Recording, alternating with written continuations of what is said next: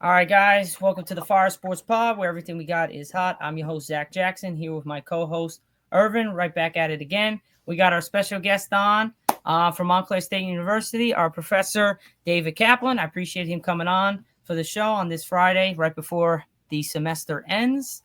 We're powered by StreamYard, where StreamYard makes the dream yard go. We got 3 segments for you all. First up, we're going to start and have David Kaplan give us a little bit of a little bit of a playback on how the Yankees have done and where we think should they have signed Juan Soto, should they have stayed back, which they did, and have they really improved since that decision. Our second segment will be going over how much has Deion Sanders meant to college football and what he will continue to mean for college football in the future. And third, should LeBron James hang it up and just retire and save his and put his legacy out there and everything and not try to diminish things with the losing, non-championships and stuff like that. So let's get right to it. So, Professor, I'm going to go out on a limb here and ask you, what did you think of the Juan Soto departure to the New York Mets? And do you think it was the right decision for the Yankees to decide, hey, 760 million is where we're at. We're going to stick with what we got to do. And do you think they have improved mightily since that decision? Well, Zack and Irving, I do. Thanks for having me on, first of all, and happy holidays to you and your families. Appreciate it. And to you. The I think this worked out great for the Yankees. I think no matter what they were going to bid for Juan Soto, Steve Cohen was always going to have the highest number, and quite frankly, I think it really worked out well for the Yankees. When you think their Plan B, the way it's worked out. They have 2 players, Cody Bellinger and Max Fried. I mean, the combined salaries is still just slightly behind Juan Soto. The Yankees still have the highest payroll in baseball. They're over the Mets. They felt they've used this, not failure, but this, the fact they were not able to land Juan Soto to really address some serious holes that they had. And I think it's worked out great for them. Okay. And I would have to agree. I think this was the best thing. When I saw that, I was doing it was in the middle of a project, and I saw that number. I was like, that is absurd. And then to exceed to almost 800 million I think, is just too much for a player. I know he's a great player. He's a future Hall of Famer, no doubt. But almost 800 million. I'm sorry. I was when Shohei Ohtani got signed to the big money. I thought that was crazy. And then now Juan Soto got it. And Shohei does it on both sides of the ball. He does it pitching and he does it hitting. So if anything, I would have been fine with giving him that contract because it's a different animal with him. Juan Soto, he's had some questionable issues in the field. He's a great leader. He's a great team player. He's got one of the best on-base percentages in MLB history. So I would say in those aspects, he's great. But I think, like you said, we got Devin Williams as well as a closer, which we really needed. He was really good for the Brewers, even though the Mets really roughed him up in that series during the postseason. And then Max Fried was a big-time thing. The only thing I'm going to ask is that, do you think the age is going to play a big factor? Because we did sign him for 8 years, over 100 and something million, because he is on the older side. And we're not like we have some youth, but we have a lot of guys that are getting older. So it's like a win now situation. You would agree with that? The Yankees said, you know what, we might as well go all in and get Cody Bellinger, who's still young somewhat. And then you got Max Fried, which is one of the older guys, and then Devin Williams. So what was your take on like understanding that, yeah, we signed it for an 8-year deal, but will he be able to last that long? Or are we just looking for just now, winning now? I think winning now, but I think to land Max Fried, you had to give him a very long contract. It's still a little bit of a roll of the dice for the Yankees. I mean, they've been burnt before, and we've seen a lot of pitchers have not really hold up for the length of an 8-year contract. And as you said, Zach, he's I think a little over 30. So if they can get really 3-4 prime years, if he stays healthy, I think the Yankees will have no regrets whatsoever. But to get him, I think they had to make a very, very lucrative and lengthy type of offer. Gotcha. Now, the last thing before I let Irv give his take on this, what do you see any big time names or big time moves in the future for the Yankees? Still, obviously, we know that the Yankees have the biggest payroll in MLB right now over the Mets. And I believe yes, but I don't really. There's not like big names that come to mind. Like Blake Snell's already gone. We had Tucker's gone. We had a bunch of guys that's already gone. So do you know of any big moves that might be coming in the ways, or do you might even just think, hey, the Yankees should be able to pick this guy up because he should benefit the team? So what are your thoughts Yeah, on that? marquee names are really much accounted for. I think they're going to continually. I know Brian Cashman is and his team are very very diligent. They're going to do everything they can to improve the team. I don't think you're going to see any more major moves. I think they've done their work. They've got three high-profile, high-quality major league all-star type players, and there's no reason that they should be dissatisfied with what they accomplished in this offseason. But I still think they're going to continually add because they do have some places that need shoring up. There's no question. Gotcha. So Irv, what are your thoughts? I know we've talked a lot about the Yankees and Mets over the last week and a half, but what are your Yeah. thoughts on this? I mean, we just talked about it so much because this is still so surreal. Like Juan Soto going for that amount of money. That's insane. And I've been hearing a lot of criticism about it because again, Juan Soto, like for Shohei Ohtani, you would pay him that money because he is a two-way type of player.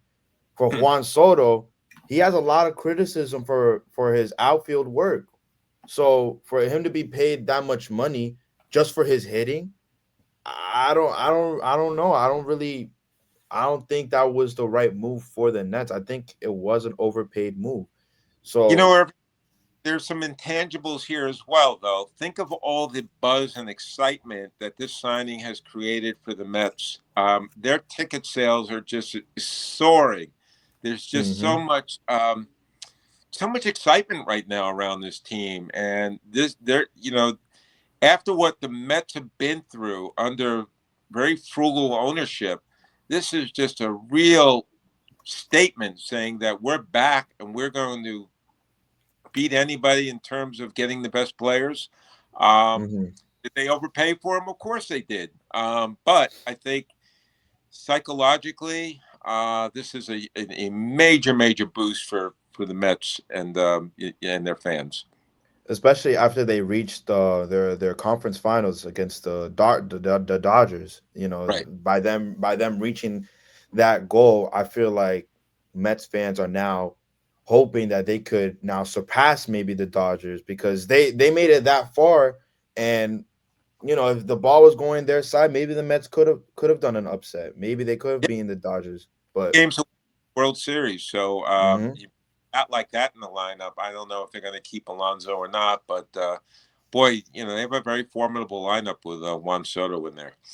Yeah, yeah. But for me, I feel like the Yankees. I mean, the Yankees probably did. I mean, they lost a big time dude in Soto, but they really acquired, I think, a lot of good pieces. I mean, they acquired a closer, they acquired, Devin Williams, and then they acquired a southpaw. Which, by the way, fun fact, he's the not today he is the most paid southpaw pitcher. Uh, I just wanted to bring that up. I told Zach that earlier. I It didn't is know that. pretty. I didn't even. I didn't even think that was a thing, but I guess it is. Yeah, yeah. I was reading that off of a CBS article, and they said that he was the highest paid southpaw pitcher, and then also acquiring the National League MVP in former NL MVP and Bellinger. So I think they definitely improved. Obviously, not having Soto, it's a really tough replacement. Yeah. But I feel like if you add a former MVP, a top southpaw pitcher, and then you add a wonderful closer, I think the Yankees are making up for what they lost in Juan Soto. I couldn't agree more, and I think it takes a lot of the sting out of losing, this high-profile player. So I think they Yeah. definitely improved themselves. I would totally Hmm. agree. So I think we all can agree that I think the Yankees have made the right decision with making this move. I do wish, part of me wished that we could have ran it back with Juan Soto, because I think, I mean, the we really beat ourselves in that Dodgers series. I mean, game one we can go back to. That was Aaron Boone classic, with his decision making was absolutely god awful. And right before we transition to our second segment about college football and Deion, Professor, what were your thoughts when if you saw it, when Aaron Boone decided to put Nestor Cortez in, and he didn't pitch for a month? I know we've had discussions in our classes about pitching, injuries, whatever the case is. Did you was like, what are we doing? Or was like, well, maybe he's got a chance? Because for me, I was like, I think Shohei Ohtani just missed the baseball, and he would have hit a 2-run homer, and they would have won the game anyways. And then Freddie Freeman comes up and just bashes the first thing and right to left center field, basically, and games the entire thing. What were your thoughts on that? Because I don't know. For me, it was just crazy. Yeah, I don't know. I think I was like Aaron Boone. I thought, oh, maybe he can do it. He's always been a really good. You're right. He had a long layoff, but he was such a good pitcher for a good span for the Yankees, and you just was hoping he was going to, get that magic back, and it obviously didn't work out. But yeah, it was just one of those. Every single baseball game, it's the beauty of baseball. You can second guess, and it's a game of choices, decisions, and obviously that was not the best decision. No, definitely was not. So we're going to move to our second segment about college football and how much Deion Sanders has meant to the game and how much he will continue to make. There's been a lot of speculation that he might be moving on to the NFL to take a coaching job. Some say the Cowboys are in it. Some say multiple other teams are in it. I know a lot of people are saying Shedeur Sanders in the draft is going to New York. Maybe they're looking for a new coach because Brian Daboll hasn't been the answer. Now, Irv, I'll let you take this one. What was your thoughts really on college football, and how much have you thought that Deion has meant to the game as he started off in Jackson State, now went to Colorado, and Colorado was just this close. One miss up against Kansas was the difference of them getting to the college football playoffs and making some noise, because you never know. Yeah, I think he definitely impacted college football. I mean, bringing in the Heisman winner and um and probably the best two-way player in college football so far. So I think he really did impacted especially Colorado itself. Colorado, if I'm not mistaken, 2023, 22, they weren't that good. No, And now they've won twice as much games. And then he brought in his both of his sons who are both really good college football players. Shador being, I believe, like a top 3 quarterback, and I think he finished like 5th in Heisman. And then you also have Travis Hunter, Heisman winner, two-way player, who most likely might go number 1, or unless other teams need quarterbacks, I don't know who's gonna really pass up on Travis Hunter. But he really impacted the scene, and I think he kind of put Colorado on the map, and then also made college football more like for other people to watch, because I feel like college football wasn't as entertaining. Well, at least for me, I didn't really watch college football like that until I found out, oh, Deion Sanders coming out of Jackson State into Colorado, and then they were talking about how Colorado was such a terrible team, and now he's bringing in the number 1 like receiver / cornerback in the country, and Travis Hunter, and then he was going to bring both of his sons. So I was like, okay, like let me try to keep up, and he did not disappoint. I really think he lived up to the expectations, and he actually helped Colorado. And like you said, if it wasn't for those mess ups against Kansas, I think they would have been right in the playoffs right now, thriving. I totally agree with you, Irving. I think not only has he put Colorado back, making them relevant again, but he's really changed the whole college football landscape. And as you just said, I mean, he's brought so many eyeballs to the game. I mean, their TV ratings have been amazing. He's just brought a buzz and a joy and a hype through his celebrity and personality to college football. And I also think you really can't discount race in this equation as well. I mean, college football is a very conservative, stead, entity, very dominated by white coaches and white Mm-hmm. quarterbacks. Yeah. And he's brought like this hip hop element. He's brought fun to it. So I think he is, and it also shows you in college football how impactful a good coach can be. Yeah. Um, More so, I think he has more power, more influence in college than he ever would say if, as you said, he was coaching the Dallas Cowboys, because he would always have someone to answer to, that being Mm-hmm. being Jones. So I think he's been an amazing story, and look at the recruits he's bringing in too. 5-star quarterbacks. You just got the Liberty quarterback through the portal. So they're going to be good for a while as long as he's there. Yeah, So, I was just gonna mention that. My fault, Zach. I was just gonna mention that they just picked up. I think is Kadon Kadon Salter. I think that's the 5-star QB that they picked up. I believe. Right. And Yeah. another Julian Lewis, I think, is this a high Mm, back. So yeah.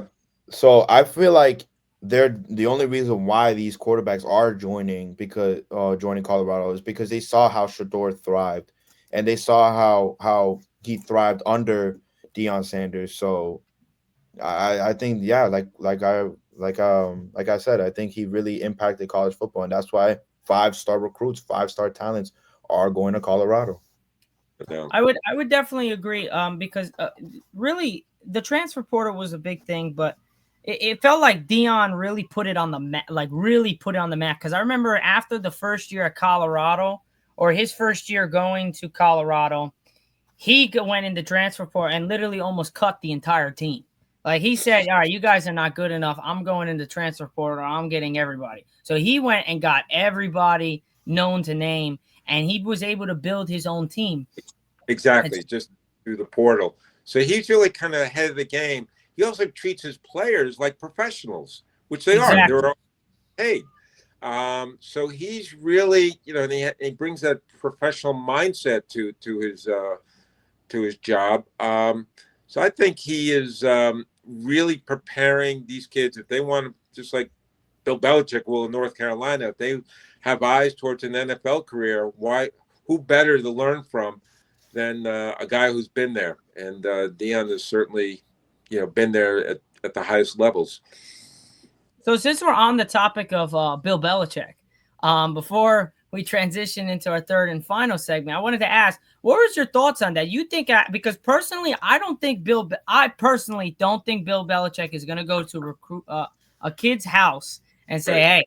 "Hey, you're good, but no, you're not that good. Nah, I'm going to the next guy." Like that's how like he perceives himself. It doesn't seem like that type of guy that's like he's not a Dion to me. He's not a guy that's going to go out of his way. He's a more like a laid back guy. He's going to coach the game. He's going to give you your points and whatever. But he's not. I don't feel like he's going to be the guy that's going to be sitting in like your position, Professor. Be like this. Hey, so yeah, you're good, but nah, I'm going to that. Like it doesn't seem like that. But what's I your perspective? I think it's going to be a case where kids want to go there. First of all, that's Really? an school. It's obviously known as a basketball school. He's also going to have a real team of recruiters, a staff of recruiters, and I think he's going to be basically the king. He's they're going to say they're going to come to him rather than him come to them. So if you're a 17, 18-year-old kid who really wants to improve and get to the highest level of football, who better to play for than the guy who's won 6 Super Bowls, maybe 8 as a coordinator as well. But Mhm. I mean, Bill Belichick's resume speaks for itself. I mean, nobody is more genius at coaching the game of football than him. So if you're a young person, you have to make that decision. Do I want that experience, or do I want maybe more NIL money at a different school? It's going to be fascinating. But I think because of the fact that he's Bill Belichick, he's going to get some really, really top tier talent at North Carolina. I don't think there's any question about that. Okay, so yeah, because I don't know. I get with the recruiters and stuff like that, but again, like you even said, like we all know North Carolina is a college basketball school. They're not, or lacrosse. They're Yeah. not a football school. So it's more like Duke as well. Like both of those schools are lacrosse, Basketball. volleyball, basketball. Like they're not football. I mean, we've had some couple guys come out of Duke, but like, I mean, Daniel Jones. like Daniel Jones is like the culprit they used to say, and it's like, yeah, but he just got cut by the Giants. They're one of the worst teams in the NFL. So that's not really a recipe for success for me. I think if he was going to go anywhere, I thought he was going to stay in the NFL, because to me, I thought he would have definitely had more insight. But it did feel like he was kind of losing his touch. It kind of felt like he kind of didn't really want to coach the pros, because it's Well, like, I think he did want to get back to the NFL, Zach. I think there were teams that just didn't want Bill Belichick because of the fact that he wanted this type of authority. I mean, he had a falling out with his owner, Bob Kraft, over, personnel decisions and the way things were being done up there. okay. I think he was very frustrated that he wasn't getting the interest that that he thought he should have gotten. So I think this is a new challenge. This is somebody said this is a real, I hate to say FU to the NFL, but that's basically what it is. Okay, I get you. Because Sorry, Zach. It's just me that I've just feel like ever since Brady left Belichick, he just hasn't been the same.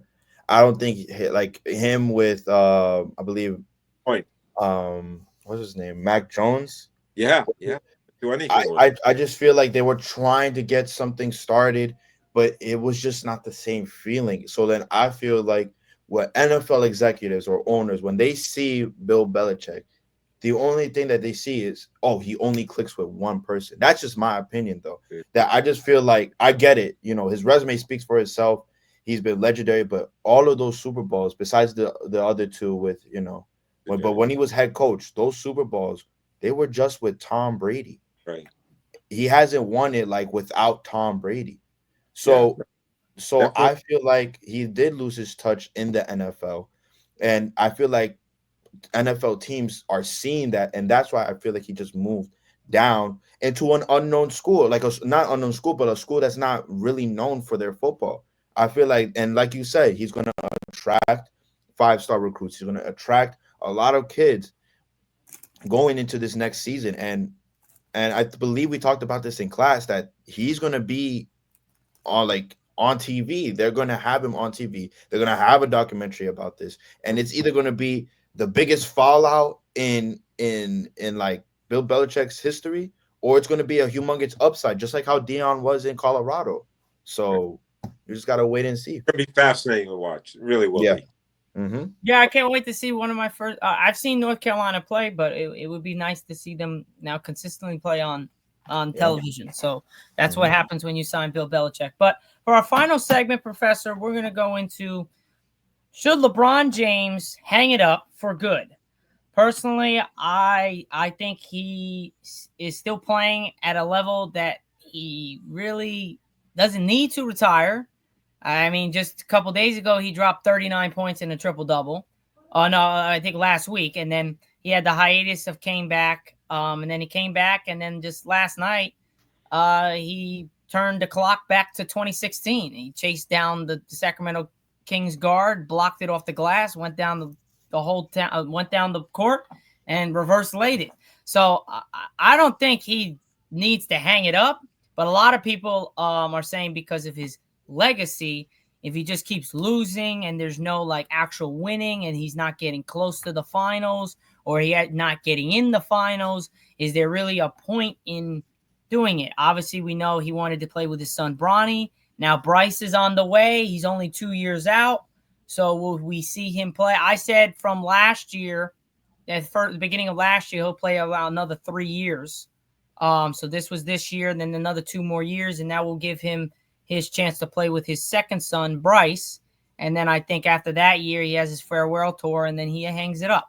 What's your take on that? Yeah, so this guy is he's a unicorn. I mean, he's nearly 40 years old, and you pointed out he's dropping doubles. He's still averaging close to 23 points a game. Are the Lakers championship contenders? I don't think so. But who are we to tell a guy that he should retire, or any media person telling LeBron to retire or not? I think LeBron knows he's a very proud athlete. I think he will understand when it's time to go. I mean, I'm old enough to remember the greatest baseball player I've ever seen. Willie Mays was 41 years old, and he was stumbling around in the outfield for the Mets. The Mets had brought him back at the end of his career, and it was such a sad sight to behold. I don't think LeBron would ever put himself in that type of position. I think he said, I'm not going to play when the wheels, start to come off. As long as he can play, as you said, at this level, there's no reason to hang it up. I think he has 2 or 3 more good years. I really do. Yes. Yeah, I have to agree with Professor here. I mean, he is still performing at a very high level. I do see him. I think I see him more switching his role in a team. So he in LeBron James's career, he's always been the number one option, no matter what. He's always been the guy that they always play through. Now, especially in this season, you can see that he's being more of a playmaker now. Like I'm not saying he was never a playmaker. He's still one of the best, like smartest people, one of the best playmakers in the game. But I feel like now he's playmaking more. He's surrounding himself more around the rim so he could grab boards, help his team out more, and then try not to score as much. He's trying to let others around him score. That's the beauty about LeBron James. He opens himself up so that way he could toss it maybe to the corner to an Austin Reeves jump shot, or maybe he drives it to the paint to a little kickoff to Anthony Davis for the dunk. I just feel like he's just switching his role because right now he's not like for the some couple of games. Yeah, he had like a triple. He almost had a 40-point triple double. He had a third almost a 30-point performance, but he's also he has like 16 points here, 12 points here, 10 points here, but he's having 8 rebounds, 8 assists, 9 assists, almost 9, 10 rebounds. So I just feel like as the years go by, as he starts you know, getting a little older, he's still going to play at this high level because he's LeBron James. But I just feel like he's going to adapt to a more playmaking, rebounding type of person and rely less on and try not to score as much because I feel like if he pushes his body too much, then it's going to be to a point where he's going to have to cut those 2 years half. So I think he's going to just switch his role. To prove to anybody. I mean, this guy's a 3-time Olympic champ, gold medalist. He's won Yep. NBA championships. Look at the records he's setting. He just passed. He has more minutes played than anybody in the history of the NBA. The oldest player to score record triple doubles. He has nothing to prove to anybody, but I think it's just his pride. This is his career. This is all he's known since he was 17, 18 years old, playing pro. But uh, he's doing it, like you said. There's no and being very adaptable, which I think speaks to his greatness. The Yep. fact that adjust his game like that. I would have to agree with both. I mean, there was I don't I'm one of the biggest Professor. Irv. LeBron's my guy. I idolize around LeBron. I pan off my different things that I had to do in my businesses off of what LeBron does because he's a very smart businessman. He's a great family guy. That's the greatness about LeBron. There's been nothing with him in the media. There hasn't been. We had You mean scandal or anything, any negative? Yeah, he hasn't had any negative stuff and throughout his entire career, and he's played the longest than anybody at this level. And the fact that he's a billionaire, he could be in all crazy stuff. He barely, and when he does go out, he makes sure he goes out and he doesn't let people know where he's going. He does everything discreetful, and if he is, but he's a very nice guy. From what I've seen, a lot of people say, "Oh, you never want to meet your idols because you never know." But for me, I think he's a great dude. I just think he's a soul guy. But like he said, he's not gonna wait until the wheels fall off. I think we even Jordan, I think maybe could have retired a year before that he did, because he looked really, and I didn't see it. I just will go from highlight stats and whatever. He didn't really look the way he did when he first got to Washington. He looked pretty. He still looked like he can play. The last like year and a half, he just didn't look the same, and I don't think he's going to do that. And I think Kareem also did similar thing where he stayed a little too long. He could have just left it to go. But I mean, this guy's, like you said, he's averaging 23, 7 and 7. He's had almost a 39-point triple double, 40-point triple double. He's had a 30-point triple double. He's had a 20-point triple double. I mean, he's going crazy. Now, a lot has been said about where he was. Well, what were the personal reasons why he was absent? I think Stephen A. Smith said it perfectly. He's a grown ass man. He's one of the best players to ever walk this planet. He can take whatever time he wants off. He deserves. He's 40 years old. He deserves whatever he wants. There's really no like. This is not LeBron at 25 taking a week off, and then we'll question it. We're like, what is he doing? Where are we going? Like, there's different stuff. The fact that everyone made such a big deal about it, I'm like, bro, he's coming back. He's not going to just abruptly retire unless something tragic happened. He's not going to abruptly retire. A lot of people are saying about the P. Diddy stuff and whatever the case is, whatever. Nothing came about. Again, he is he's one of the few people that you could say, other than like sometimes his political side of things comes out, and sometimes maybe he said certain things that maybe he could have just kept under quiet and like kept it to himself or in his inner circle. But again, that's the beauty of basketball and sports. You're supposed to be able to speak your mind. This is the United States. You're supposed to have the freedom of speech. So I really never had a problem with what he said. I think he's had valid points throughout his career. And I just think people care so much. Like, they just got to leave the guy alone. He's done so much to the game. And it's just like, now it's like, we should just enjoy the time that he is here. Absolutely. Instead of like worry about this, that, and the other thing. Because right now, if you look at the NBA, it ain't looking too good. The views are going down. We dropped from 48% to 28%. In the cup. What do you think that is? What do you guys what do you attribute the declining TV ratings to? I think it's straight because it's all about the three. It's literally, I mean, Boston just a couple nights ago put up 53 3-pointers. Well, it's interesting. LeBron has been very critical about that. He doesn't like the way the game is going. It's really bad. I think it's not basketball. I just had a conversation. I was at Montclair getting shots up and doing my workout for basketball. And me and my friend Joe, we're talking about it. I'm like, it's not basketball anymore. To be honest, the WNBA is actual basketball. Then even college basketball is getting worse. Like all the coaches, great coaches say, still college basketball is great to watch. It's great. But all the coaches have said, oh, college basketball is the way to go. Don't watch the NBA, whatever. But now it's like, there's a lot of ISO ball. There's not a lot of like team thing. Like you'll see a Cooper Flag drop 25 and have the ball thing. There's multiple times that people are open, but it's all him. Like Kentucky, my Wildcats, the team I root for, is a great example. Everyone touches the ball. It's movement. That's a great team to watch. Mark Pope is doing a tremendous job. Arkansas, our guy Calipari, love him to death, but he left us. So that's a great program.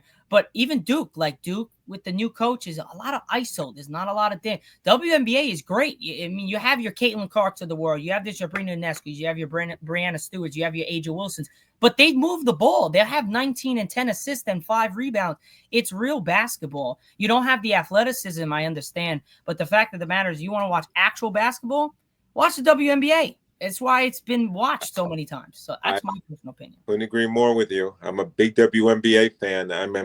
As a basketball fan, I love watching the WNBA. I love the way the game is played, the fundamentals, the passing, the teamwork. It's all there. Like you said, there are individual stars. There are the Caitlin Clarks and Aja Wilson. But still, the way the game is played is just a really, really, it's an embarrassment to where it's supposed to be. The basketball was supposed to be, you play inside, then you play outside. It's not supposed to be outside, and once in a while. I mean, there's 3 guys in the league that take mid-range shots like consistently. That's Kawhi Leonard, who can't stay healthy, we know. DeMar DeRozan, and Kevin Durant. Kevin Durant. And you can also throw a little bit of a Jimmy Butler in there. He likes to do that. But those three guys that I just named at the beginning are the only really guys that I see that are using the mid-range. I mean, you could put Shea, but Shea hasn't been in the league for that long. But Kevin Durant, DeMar, and Kawhi are still bread and butter. Is their two-pointers? Is their jump shots inside the three? Is their fadeaways? They're not shooting. They're shooting threes a lot more, but they're still. You see Kevin Durant. His first possession is not a three. His first possession is get the ball in the post and that midline between the three and the block, and he's going to hit his patented fade. DeMar DeRozan's the same thing, and Kawhi Leonard's the same thing. I don't see that anymore. I don't see that anywhere. I coach basketball. I don't see that anywhere. Everyone wants to shoot threes, step back threes, sidestep threes. There's no let's work mid range. Let's work off the catch. Let's work driving to the basket. Nah, let's just shoot threes. And Steph Curry is great, fantastic, the best shooter God has ever created. Quoting Stephen A. Smith, I love when he says that. God has ever created. It is Steph Curry. But he ruined the game. He really did. He has. Yeah, that's been. He really did. This is an amazing player, as you said. A lot of people just were trying to follow in his manner, and unfortunately, it's the same thing. But I know, it's like I even think I've lost my mid-range. I've really fell in love with the three, and we got to understand that's not the only shot you can get. So I think Steph Curry is fantastic. I think he changed the game in the beginning part for the better, because I think in 2016 to 2019 it was really good. 2020, and then now it's just been everyone is shooting threes. I mean, there's no way the Boston Celtics, with the size that they have and the athleticism that they have and the star power that they have to shoot 54 threes to beat the Pistons. I'm sorry. There's no way you should be shooting 53 three-pointers in a game and only making 20, 18. Yes, it's a good percentage. Because of the reliance on the three, it's just really kind of return people off. Yeah, it's boring. I'm sorry, it's boring. Yeah. I want to see getting guys to the basket. I want to see good I'm a coach, so I want to see good passing. I want to see when Steph Curry was with Kevin Durant, and they made a super team, and I think it was a little stupid and unfair to Kevin Durant take the easy way out a little bit, but they were one of the best ball movement teams I've ever seen in the NBA. I mean, I remember one possession, Steph Curry gets the ball, he kicks to the corner, Clay kicks to the Draymond drives, Kevin Durant gets kicked, Steph Curry goes down, a backdoor to Draymond, lob pass to Looney, dunk. It was so fantastic to see. But ever since that, it's really just been all threes, and everyone keeps saying it. LeBron said it, and LeBron said it's not just the All-Star game; it's the entire way basketball is played. No one wants to see that. It's boring. It's boring, and yet at times, I mean, look at with the Knicks just signed Karl Anthony Towns, and with one of the big weapons that he has, he's a great 3-point shooter, and it really. But it's if you're not hitting, but they're a fun team to watch because of their other players. I mean, Brunson's fantastic. He's another mid-range guy. He's another guy that gets to the basket. He doesn't fall in love with the three. There are certain teams and certain players that do the similar things, but it's just so. And then also, I would also say the TV, whoever does the games that are supposed to be on TV are, no offense, all due respect, I hope you're not watching, but they're stupid. Because there's sometimes games it's bro, we don't want to see the Wizards versus the Trailblazers on television. We don't want to see that. I remember one time a couple months ago when it was Boston versus Cleveland, they were having the Bulls versus the Nets, and they changed the game. Finally, the NBA just decided, hey, we gotta put that game on. But they were gonna put that game on TNT. We're not. Why are we watching that? We don't want to watch. So I think the NBA's got to change their way of understanding their audience. Their audience wants to see the best of the best be on television. No, they're trying to address these issues. The fact that the whole load management thing was a real big. Yeah, I hate that. Oh, awful. And so I know they are trying to. Believe me, they're very, very attentive to what's going on, and they have to be alarmed by the fact that their ratings are in decline. So, And I don't think the NBA is going anywhere. I think we can all say the NBA is not going to just die out of nowhere and be like, all right, no one wants to watch it. That's not going to happen. But the yeah, fact of the matter is that you're losing people. You're losing kids. You're losing maybe older guys. My dad barely watches the NBA anymore. My godfather really doesn't watch the NBA anymore because it's not the way they grew up. And I think you could say yourself, Professor, that it's not the way it was when you grow up. Even when I was growing up and me and Irv was growing up, it was still basketball. It was nice to see when Dwayne Wade and LeBron came off that catastrophic loss to the Dallas Mavericks the next year. They vowed not to shoot the damn basketball. That was awesome. That's what drew in like the viewers. The old guy, get off my lawn. But boy, Magic and Bird were not only were they individually transcendent, they were just the world's best passers. They made everybody on their teams so good. And that rivalry was the thing that was absolutely captivating. A LA Boston game was just must watch TV. So the NBA has to find a way to rekindle some of those rivalries. Those are always great for sports. So, and they do have the stars. I mean, there's no question. There's a galaxy of good young players that are superstars. But those rivalries are the thing that really make sports fun. Good. And the last thing I would say about LeBron, I think that's what people really kind of undermine is a lot of people tell him, oh, he should. There are times that he should keep the ball and drive the basket and take the winning and the game-winning shot.